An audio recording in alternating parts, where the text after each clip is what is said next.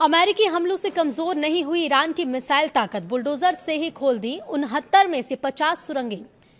Iran की missile ताकत पर एक रिपोर्ट आ गई है। रिपोर्ट में क्या कुछ कहा गया है, चलिए बताते हैं। नमस्कार, बहुत स्वागत है आपका। न्यूज़ 18 का डिजिटल प्लेटफॉर्म आप देख रहे हैं। मैं हूं रितु सिंह। अमेरिकी राष्ट्रपति डोनाल्ड ट्रंप की परेशानी बढ़ा सकती है ये रिपोर्ट, और इस रिपोर्ट के अनुसार ईरान के अंडरग्राउंड ठिकानों में अभी भी लगभग 1000 मिसाइलें सुरक्षित रखी हैं।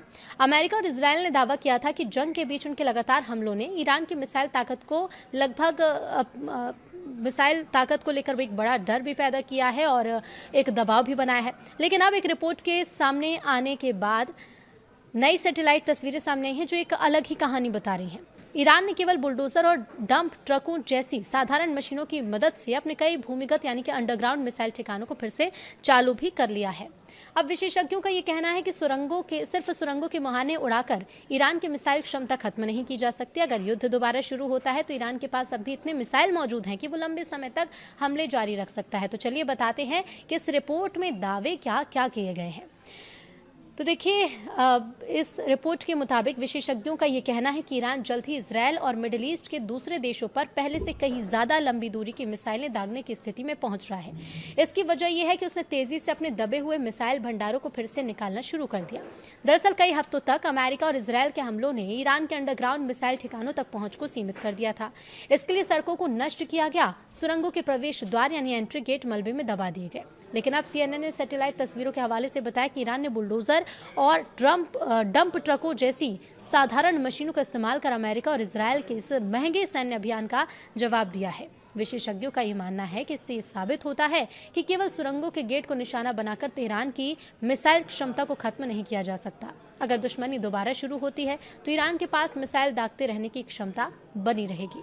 इस रिपोर्ट के मुताबिक विशेषज्ञों का मानना है कि जब तक ईरान के पास लॉन्चर और उन्हें चलाने वाली टीमें हैं, तब तक वो मिसाइलें दागता नहीं रह सकता है, भले ही नई मिसाइलों का उत्पादन रुक जाए। ईरान के पास अभी भी बड़ी संख्या में मिसाइलों का भंडार है, उन्हें लॉन्चर्स पर लगाने से कोई नहीं रोक सकता। दरअसल युद्ध के दौरान ईरान ने भारी खतरे के बीच सुरंगों के एंट्री गेट को दोबारा खोदने का काम किया। अमेरिका और इसराइल अक्सर खुदाई में इस्तेमाल होने वाले उपकरणों को निशाना भी बनाते थे।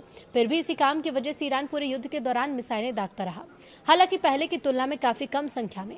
लेकिन अब सीजफायर हुए 7 सप्ताह से ज्यादा का समय बीत चुका और इस दौरान ईरान ने अपने ठिकानों की खुदाई और मरम्मत का काम काफी तेज भी कर दिया है। इधर मिसाइल ठिकानों के 69 सुरंग प्रवेश द्वारों को निशाना भी बनाया गया था।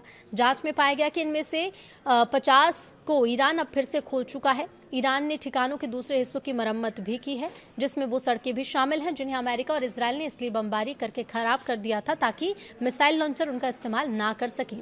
सैटेलाइट तस्वीरों में दिख रहा है कि इन बम गड्ढों में से लगभग सभी अब भर दिए गए हैं। 2 जगहों पर तो सड़कों पर दोबारा पक्की परत भी बिछा दी गई है।